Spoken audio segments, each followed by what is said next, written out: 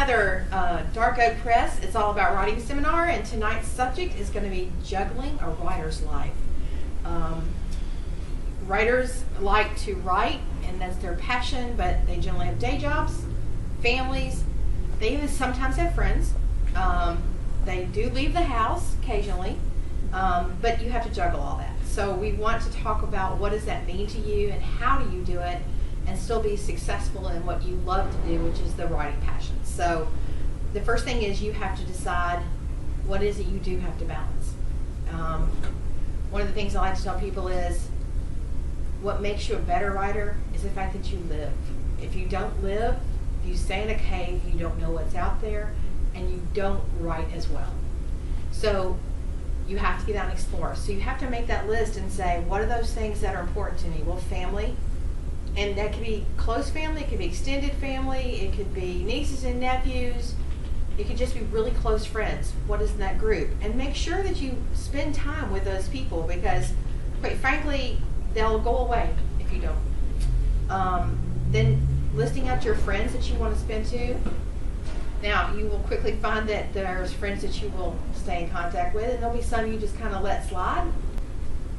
Sometimes the phone rings both ways, I tell people. You just got to deal with it. Day jobs, yeah, you got to pay the bills. Unless you become, the best-selling author and lightning strikes and you sell 1 million books, you're probably going to have a day job. And that one pays the bills and the health insurance and the utilities. So make sure you focus on that when you're there. Balance it out. And then as you figure that out, now you have to figure out, now when among all of that do I write? So Kristi, tell them, when do you write? Whenever I can. Weird sleeping habits. Sometimes I can't stay up past 8 o'clock, and then I'll be up at 3 o'clock in the morning, and I might write from 3 till 6 till time to get ready for work. Other times I might come home, fix dinner for the family, and 8 o'clock till 2 o'clock in the morning I may write. I write on my lunchtime. I write if I'm having to sit and wait for my daughter testing at homeschooling. I may write then, whenever I get the chance. Be prepared to have a backache from lugging your laptop everywhere. Yeah, and quite frankly, I also keep paper and pen. I mean, there's notepads stashed everywhere. Post-it notes are by the nightstand. There's notepads. There's several notepads or spiral notebooks in the car, and a pen in each one. There's usually, several at the desk. I take a laptop with me to lunch most days. If I have a laptop, I'd lug around with me. They make fun of my little red bag. But I take my laptop and I'm doing this in some fast food restaurant. And frankly, I walk in and I got my little red bag. They go, oh, yes, there she is again. She's going to sit at that table. She's going to order this to eat, and she'll be doing this for the next 45 minutes. And it's my time. It's also my sanity break. For me, it's that separation from the real day job to where the fantasy mind wants to go, and it's actually very relaxing for me. And then you got to go home, cook dinner, and then usually I get everybody situated. And I go, okay. Yeah, and in my case, I have an office. I can close the door. I'm working on a lock for that door. When my kids were younger, it was like, knock, knock, knock. I want a snack. Go get your dad to get you a snack. But I want you to get my snack. No, are you bleeding from your eyeballs? Go away. You have to set limits, even with your kids sometimes. You don't need to ignore them, but they need to respect your time as well. And all of that is important. But it's just as important as the living side. So it's making a plan to the living side. What do you want to go do in that free time? And I know you've done some things lately where you've been doing some pre-work, some research work for some different Malice books. And so she's taken a boat ride. You went to the Ornamental Metal Museum. Where else have you gone lately? We walked the river walk, trying to figure out where might be a good place to throw over a body, and then discovered that there are cameras all over the river walk, so you won't be throwing a body over unless you can black out that camera. We went to the Metal Museum and then went to the church on the river and explored out there and found a nice place to have a ritual for one of the stories that one of my fellow members are writing. So yeah, you got to get out there and explore and research and know what you're writing about. And the research is living, because you're getting out there, and not only you can imagine things happening, but you're also seeing people. And whenever you go out, if you're sitting at the lunch table at a restaurant, or if you're out exploring like that, or you're going in the mall or the grocery store, just take a minute to look at the people around you. It's a lot of fun to imagine what do you think they're about. You can actually play a game and kind of say, especially if you get at the table with a couple other writers, sit in a restaurant and play a game that says, imagine who they are. And so you look across the room, you pick a table, or each of you picks a table, and you imagine what you think their lives are about. And then challenge each other to just really quickly say, well, if this happened, then this could happen, and then this could happen. And she could kill off him, or they could win the lottery and become this business. Imagine where they could be and put them in some situation. And maybe even make the tables in your mind, plan encounters. Well, they happen to see each other in this restaurant, and then what happened? And explore it, but have some fun. And it's fun to watch people. You'll watch their habits, their quirkiness, their movements, and those are all things that feed your stories, because now you have character traits. Now you have descriptions. Am I going to describe you because you have on a turtleneck tonight, and you have hair with the cute bangs that go over her eyebrows? She looks so comfortable sitting back there and just relaxed and enjoying the night. It's that description. Learn from what you see and then use that to be in your books. So it's a way to not only live but still enjoy your writing. So talk about writing. How do you care for your words? That's what I like to call it. It's caring for my words. As far as for like written words, protecting them, making sure that nothing happens to them. I have a thumb drive that I carry with me everywhere I go. I also have everything backed up into Dropbox. I don't save anything on my hard drive at home. I keep it off-site as much as possible. But if I'm at a remote location, I can get into my Dropbox and access my work and anywhere I am. So it's important to back up your work in several different places. Yes. You never know what file might get corrupted in what location, and you want to have it somewhere else. Yeah, that's very important. And don't leave everything at home, because having a copy with you, what happens if there's a fire at home?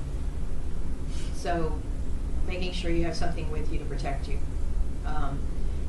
A cloud backup, that type of thing, that's always a good option. Being careful though with cloud backups, make sure they're really secure. Make sure that you have some good privacy settings, and that's probably one of the bigger players that you're cloud backing up to. With data privacy these days, you have to be careful. I have a question. As far as equipment, does it matter whether it's a Macintosh or Windows-based? Is one better than the other, or? I don't know that one's better than the other. Everybody has their preference. I would say that by the time you're through writing, you're going to have it in Word most times, or you're going to be able to save it in rich text format. I believe Apple computers have a side that you can load Windows on. And you can save them in Word-friendly formats too on the Macs. And if you don't have Word, there's some free things out there, OpenOffice and I think LibreOffice, and they work a lot like it, and they'll let you save in an RTF format, which just about any computer can read. So when you're finished, it really comes down to what format your file's in that your person you're working with wants to publish from. Make sure you read the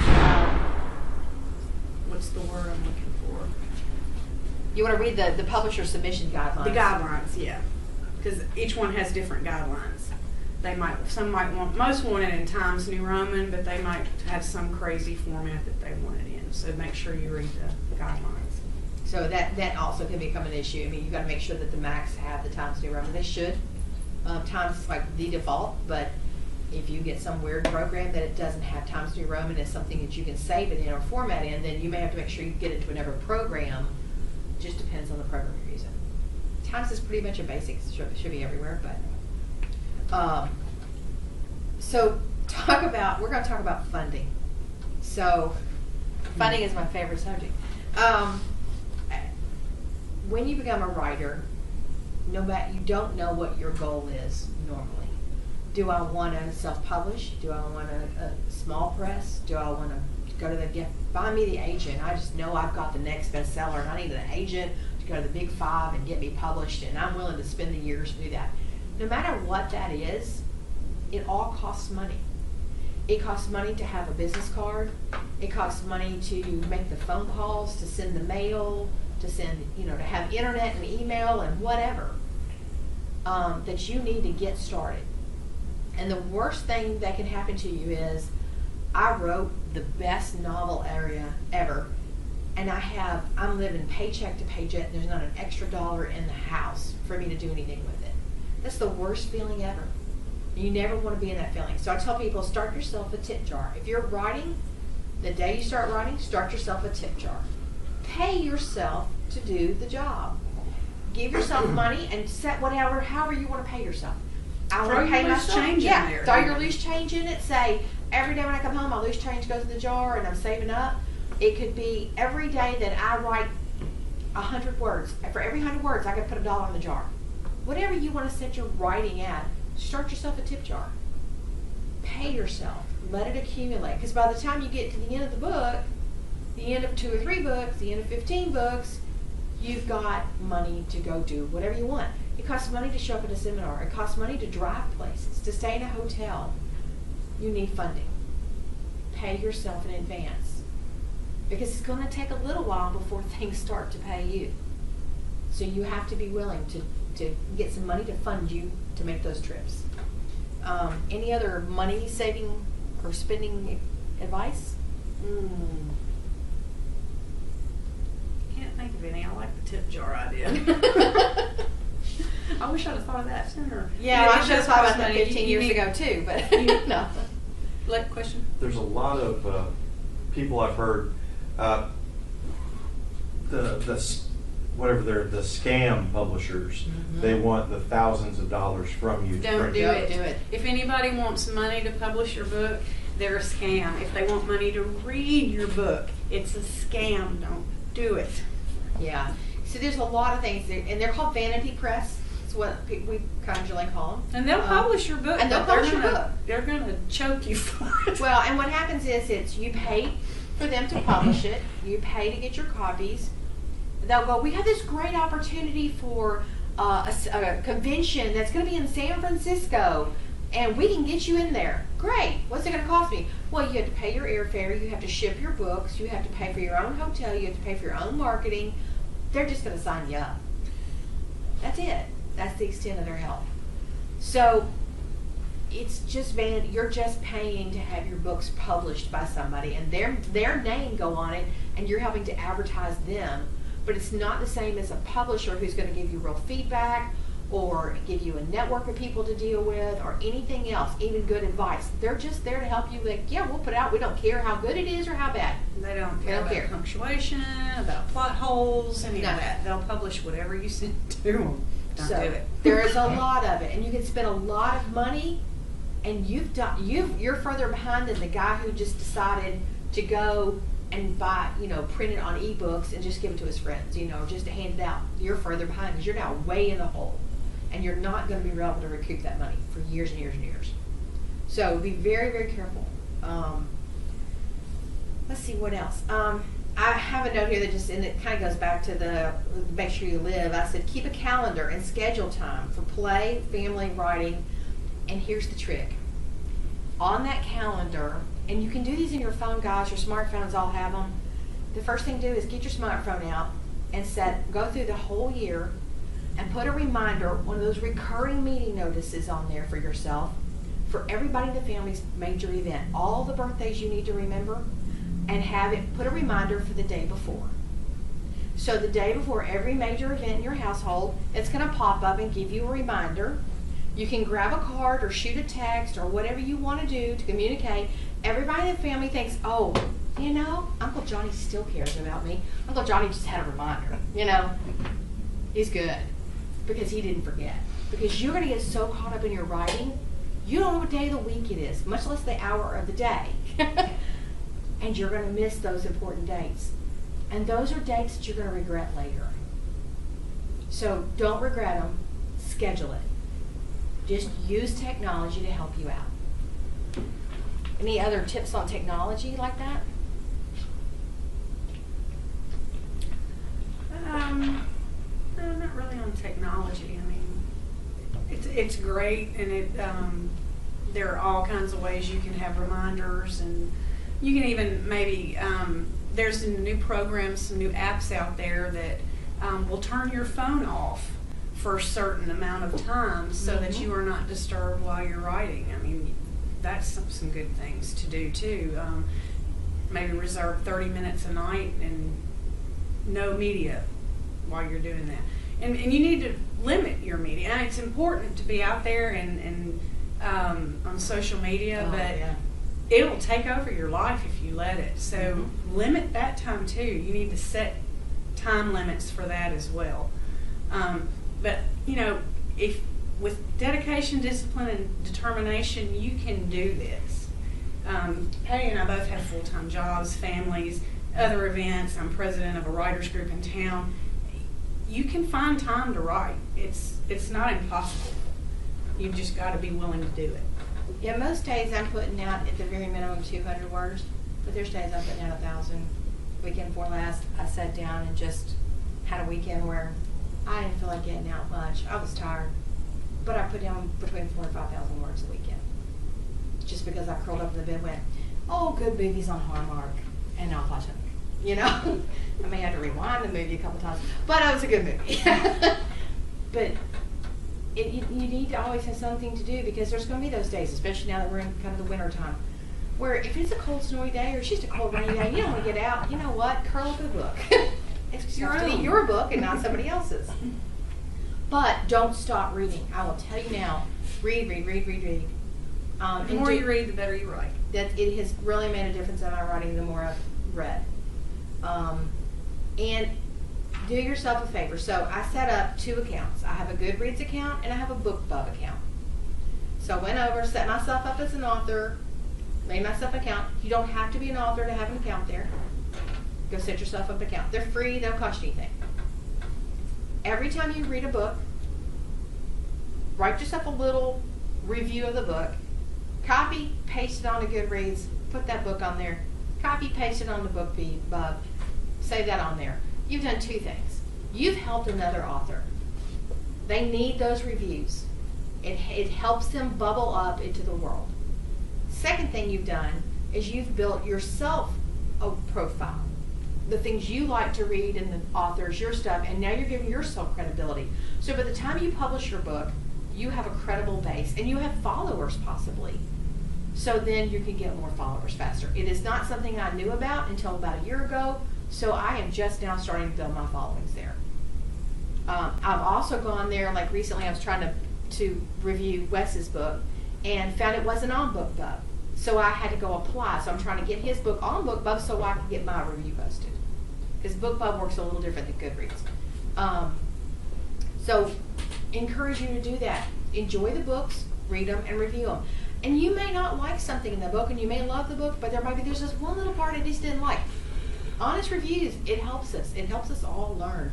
It helps other writers learn because they read that and go, you know, I need to think about that in the book I'm writing. It might affect the book you're writing because you see something in another book.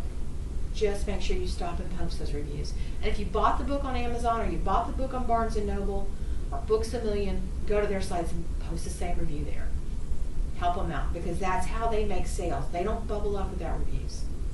Even a 2 or a 3-star, even a 1-star review is still a review. Post it.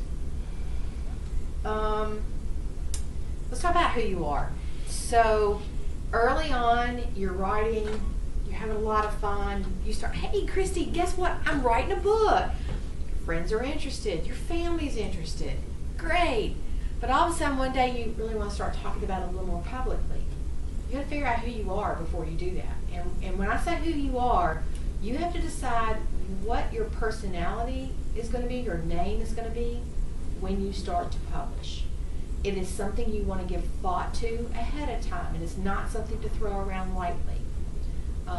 Yeah, you're branding yourself, so you need to decide what you're about. And quite frankly, is your name something that stands out or doesn't stand out? And I'll give you an example of somebody I know that's run into this in the music industry. So I have a cousin, he's a singer, his name is Justin Moore, but he is not the Justin Moore that everybody knows about. He's the Justin Moore from Ingram Hill here in Memphis. And so because there was another famous country singer that uses the name Justin Moore, my Justin Moore has to go under J.R. Moore. So now all of his stuff has to be published as J.R. Moore so that his music is not mixed with this other musician's music. Well, you need the same thing with your author names. You need to go make sure there's not another author out there running around your name. Yeah, we've got an author in our group who has someone else has the same name as her and is an author, and they both have books out. So when other people are looking for Elaine Meese, they run into this other person, and they're like, "We didn't care for this book." Well, that's not mine, you know. So do a search before you publish. Search your name, find out who you are. I decided, and for another reason, I decided to use a author name and not my real name. I did use my maiden name is what I did, but I wanted to separate it as well. And so I kind of had a couple reasons. One, I wanted to separate my author world from my family, to somewhat insulate them, keep them away from it, because I needed to protect my personal life from my business life as far as I was concerned. So I wanted to separate. Another reason I did it was there was a book, an Edgar Sawtelle book, and so it was very famous. So I figured I could pick up some traffic off the same last name. You know, so again, a play on the name, and it helped me out a little. It can help, you never know. But I was very careful that I looked to see how many Pat Sawtelles there were in the country and what they were doing. And Pat, you don't know if it's a guy or girl, so I searched for Patricia as well as Patrick, as well as Pat, and kind of made sure I was comfortable with that before. So it's one of those things you have to put a little thought to, is who you are and who you're going to be, and then start to develop that personality. So when you make a posting, you know, go on and make yourself a little Facebook page. Claim it as an author page, get it claimed, put yourself up there as that person and say author. It doesn't matter that you're not published. It does not matter that you're not published yet. In fact, do it before you're published. Yeah, you want to do it now while Start you're writing. blogging. Get your website up. Put Let memes people up know there. You're out there. Yeah, memes about puppies, you know, and minions are really popular. Don't put anything that's going to be political or religious or cause anybody to be hating you. You don't need that early on. Unless it has something to do with your book, don't put it. But start posting stuff. You know, accomplishment today, wrote 1,000 words. But don't make every posting about your book. And share other writers' work as well. Yes. Don't be stingy. Or other, even like I see sometimes now, I'll see some of the artists, the cover artists, and some great artworks out there and stuff, or a great musician, or I love a good song. Share it, because you're promoting the creative industry, and people like that stuff. And they want to know about you and what you like, so let them know. And let them know. So get it out there and start doing it now. Don't wait, because you want to build. It takes a while to build that following. Now, don't let Facebook trick you, because they're going to go, you had a great post and 6 people liked it today, and you can boost this for $50 and reach 1,000 people. So Facebook has all these rules, like, oh yeah, we want you to boost your post, but if there's over 20% of words on the post, then they're not really going to post it that much. They're really going to not promote it that much, because it's too much copy, not enough image for them. Unless it's a book cover, they have a different rule for that. But don't spend it. And if you notice, a lot of the memes now are actually little videos. They may be still be a still, they're a video. Facebook will boost a video over a physical image. They will. They will boost a video. You can make a live video of you doing something silly. That's perfect. With with no music. No music. Yep. Just make. Yeah. Don't put any music, because then you got to worry about copyrights, guys. But you're cooking dinner, and you know, look, guys, I burned this dinner. You know, it's kind of toasty, and you just that little 2-3 seconds, and you put it up there, and go Facebook Live it, and boom, here it is. Yeah, Facebook Okay. Live is a good It's option. another way.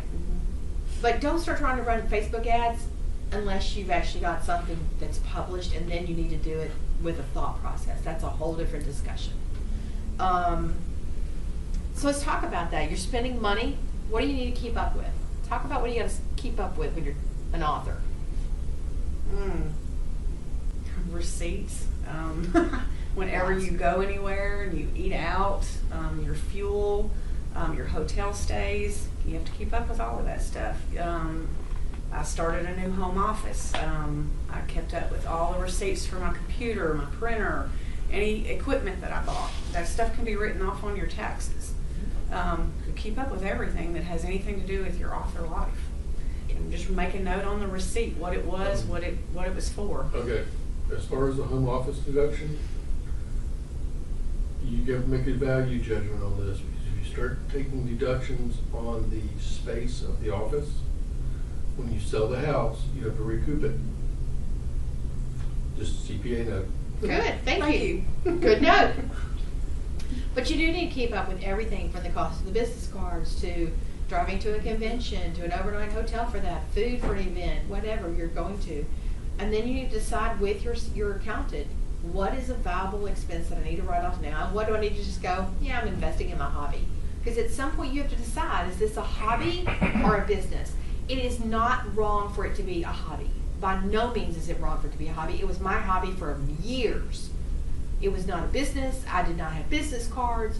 I was writing for me and nobody else. And 15 novels later, I was still not sure I wanted it to be a business. It is okay for your writing to be a hobby. As long as you're happy, that's all that matters. So let's kind of close this out with, how do you define success? Success is subjective. If you're selling books, I say that's a success. That is. So, but you have to define what is success. That's how Stephen King defines it. Selling books. If you have been published, received a check that did not bounce, and you used it to pay utilities or something, Yep. then you're a professional. But you have to decide what constitutes success. And like I said a minute ago, I wrote 15 novels. And success for me was, as an ADHD writer, that I wrote 15 novels, and I got to the end, and one night I went, yes, it's done, I know who the bad guy is. And that was success for me. That was what I was trying to accomplish. I didn't care about writing for it to be published. I didn't care about anybody seeing it or anybody reading it. I could have cared less. I was happy that I just got to the end of the story. And if that's what you define success is, again, it is okay. If you define success as, I just want to share it with my friends and family, it's okay. You can figure that out. If you define success as, I want to get published and I want to try to be a best-selling author, then you have to start to then learn how to get to those goals. You have to decide what success is for you. And until you decide that, and you may not know till you finish the story, it's okay to be a hobby or just a writer and not being published and not stressing out about being published, but just to enjoy the journey. Because quite frankly, for all the juggling that we do in our day lives and our families and our friends and our writing, we do it because we enjoy the writing. I got sucked in by writing, never used to be able to write. Sucked into it, and now it just won't shut the heck up. So You write because you have to. I write because I have to. Just, I wrote down on the slug card, it says, love it or leave it, but read. Just read, if nothing else. And then read your own work. You might find that you're just as happy writing and reading what you wrote. Okay, you're your own audience. Okay, it's all right. I'm going to leave you with something I want you to go look up if you just need a good laugh. If you get on YouTube and you go look up Victor Borga and the phonetic punctuation, it's a very, very old skit. And he does the books where he makes sound effects for punctuation. And it is just incredibly fun to watch and to laugh and to sit there and go, how does he remember exactly which sound that period makes versus the comma versus the quote and all the stuff he does. And he's absolutely hysterical. He's just really fun. So I encourage you to go do that and get a laugh. You can also find our videos, Dark Oak Press videos on YouTube. So if you've missed any of our seminars, you can go back and catch up.